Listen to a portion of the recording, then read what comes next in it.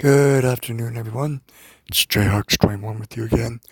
I know I need to apologize because I keep telling everybody that I'm gonna do a recording every Tuesday, and I get busy and stuff, and doing other things, and I um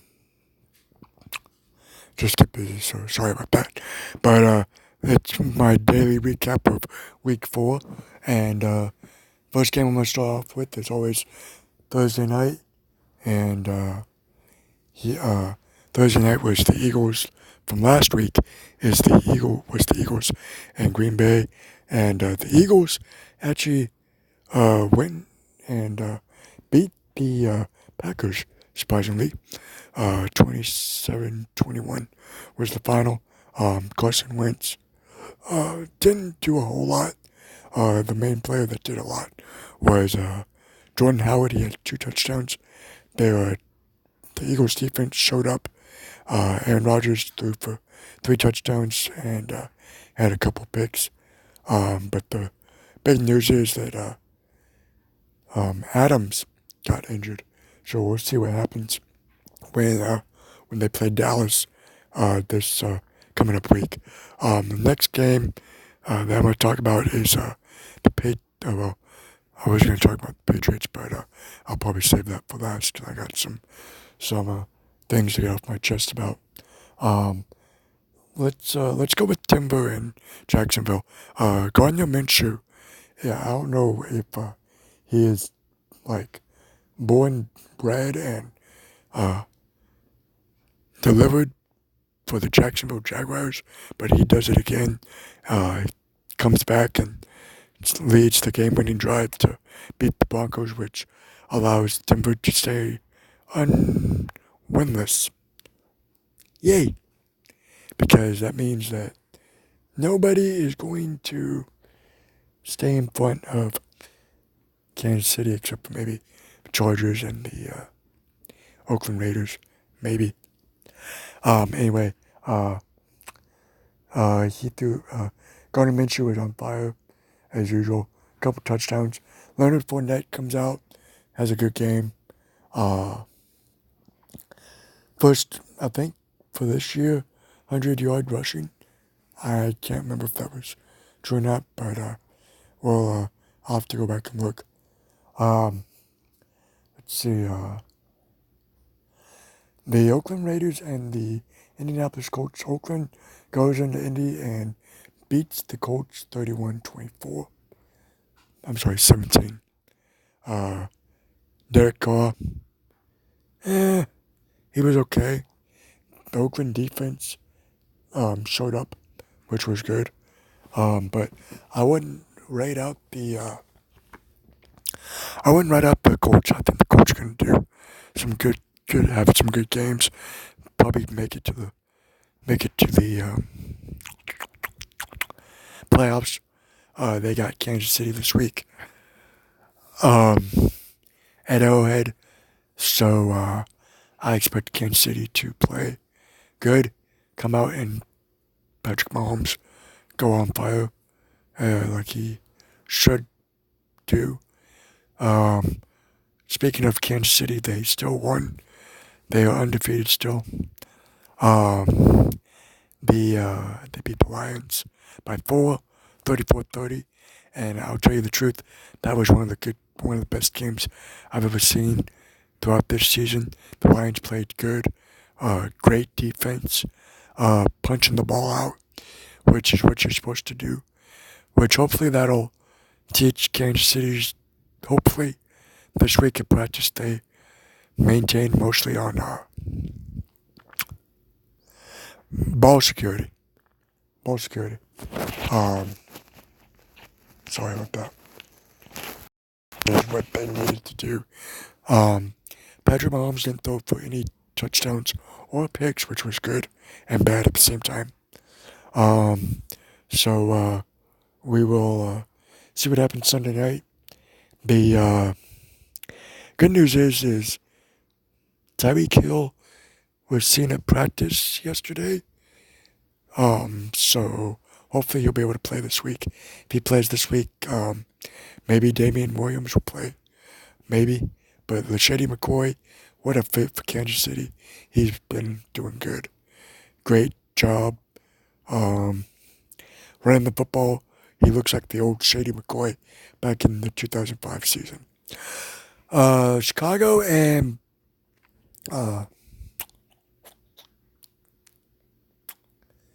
Minnesota. Um, Chicago's defense just goes on a tear again. Um, so just dominates again, and they just go after Kirk Cousins, and they only allow 6 points, which is the lowest they've allowed this season.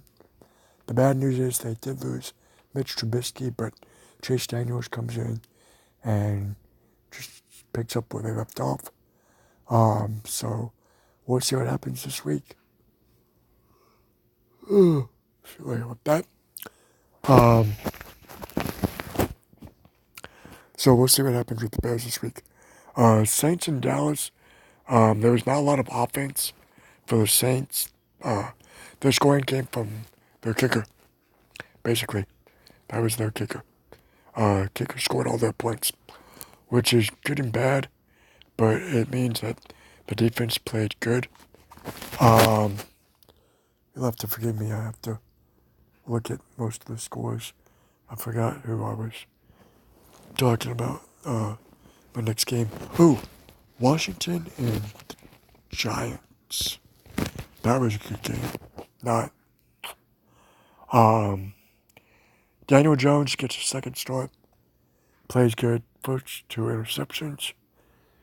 You're new to the game, but I don't think anybody expected this team to be as good as everybody thought. But they're 2-2.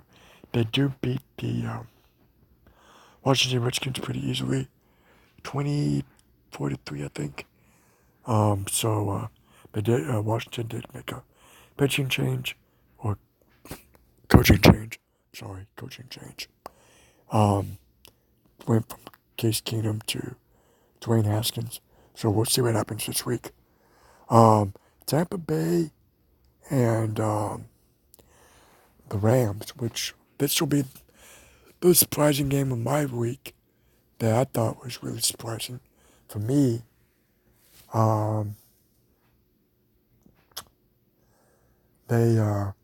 Tampa Bay just came out and started throwing the ball. And Jameis Winston has a new favorite target, which his name is not Mike Evans. His name is Chris Godwin. If they play good this weekend, they should win. But Chris Godwin has been on a tear for the past 3 weeks. He's been tearing it up on offense. Golly. So if you do fantasy football and your lineup does not consist of Chris Godwin, I suggest you trade for him. That is my personal opinion. Trade for Chris Godwin. He will help your team out tremendously, in my opinion. He has helped my team out tremendously. There are some leagues I have him on my lineup, and some leagues I have him on the bench, which I have to change. But we'll see what happens this week. Titans and the Falcons. The Titans go into Atlanta and destroy the Falcons. And it was horrible. Just horrible. After a week that they go and play Jacksonville and they lose to Jacksonville, Titans come out and just destroy the Falcons. Which I think the Falcons, in my opinion, I'm so sorry I'm about to say this, but I think their season might be done. I don't know if they can turn it around. But good news for the Titans is they get their left tackle back this week. So we'll see what their running game consists of with Derrick Henry. But that'll be a good game to watch. Let's see, what else did I see? The 49ers were off this past week. This week, the Lions are off. The Jets were off last week. So nothing to report on them. The Patriots and the Bills. what a game. That was a good game. Um, 16-10 was the final. No touchdowns for Tom Brady. One pick. He only had like 90 yards, which is not usual. The Buffalo Bills kept it really close. Their defense was outstanding, in my opinion. Um, but here's what I think is going to be. Here's what I think needs to happen with the refs. If you're going to call a penalty on a defenseless quarterback like Tom Brady, you've got to call it on the other side. You can't just show favoritism to one team and expect the other team to be okay with it. I don't care if he's Tom Brady or not. If you want, I mean, you got to watch and see. But the Patriots defense hit Josh Allen in the helmet-to-helmet contact, knocked him out of the game, and there was no penalty for it. Whereas in the Oakland Raiders game, you had a helmet-to-helmet hit, and the player got kicked out of the game and is out for the year because they don't want to put up with that. I don't care if you're playing the Patriots or the Kansas City Chiefs or the Denver Broncos or Alabama. You've got to call that play helmet to helmet every game you call. I don't care if he's Tom Brady, John Elway, Brett Favre, Patrick Mahomes, Baker Mayfield. You've got to have balance to both sides of the game. If you don't show balance to both sides of the game, you're going to show favoritism. And I don't care what people are saying. If Tom Brady's too old to get hit, he needs to retire. I don't care if he has 6 Super Bowls or not. If he's too afraid to get hit by a defensive player, he needs to retire.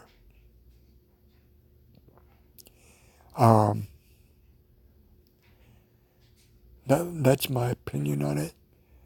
I don't care what you say about it. But I'm sick and tired of watching teams not get penalized for a helmet-to-helmet hit, and then you expect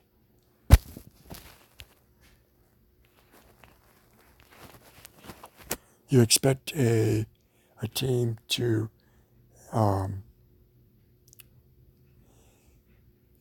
be okay with it. Monday Night Football was a blowout. Pittsburgh won 27-3. Mason Rudolph threw a couple touchdowns, and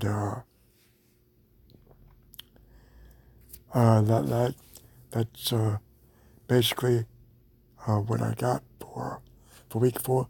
You'll have to forgive me. I don't remember every team that was played, but I probably should look at this. But I hope everyone has a good day. Sorry for the